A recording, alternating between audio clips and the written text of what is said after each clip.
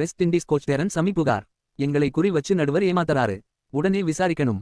Australia அணிக்கு எதிரான முதல் டெஸ்ட் போட்டியில் வெஸ்ட் இண்டீஸ் அணிக்கு எதிராக மூன்றாவது நடுவர் அட்ரியன் ஹோல்ஸ்டாக் மீது வெஸ்ட் இண்டீஸ் தலைமை பயிற்சியாளர் Darren Sammy match referee Jawahar Srinath இடம் புகார் அளித்திருக்கிறார். தற்போது வெஸ்ட் இண்டீஸ் நாட்டிற்கு 3 போட்டிகள் கொண்ட டெஸ்ட் தொடர் மற்றும் 5 போட்டிகள் கொண்ட T20 தொடரில் விளையாடுவதற்கு ஆஸ்திரேலியா அணி சுற்றுப்பயணம் செய்திருக்கிறது.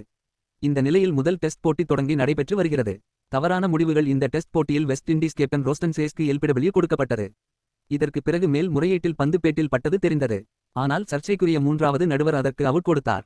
இது வெஸ்ட் இண்டீஸ் முகாமையும் அணியையும் வெகுவாக பாதித்தது. இதைத் தொடர்ந்து சிறப்பாக விளையாடிய ஷாய் ஹோப்புக்கு அலெக்ஸ் கேரி பிடித்த பந்து தரையில் மோதுவது தெரிந்தது. இருந்த போதிலும் மூன்றாவது நடுவர் அதை பற்றி எதையும் பார்க்காமல் அல்லது தொலைக்காட்சியில் பேசாமல் உடனே அவுட் கொடுத்தார்.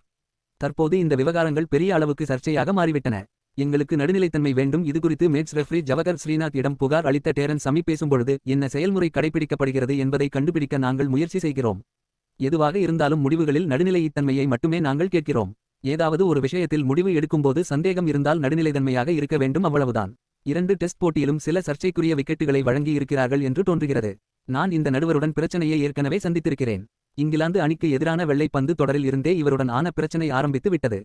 இது மிகவும் வெறுப்பாக இருக்கிறது. நான் கேட்பதெல்லாம் முடிவு எடுப்பதில் நடுநிலைத்தன்மை மட்டுமே என்று West Indies coach Darren Sammy புகார் தெரிவித்திருக்கிறார்.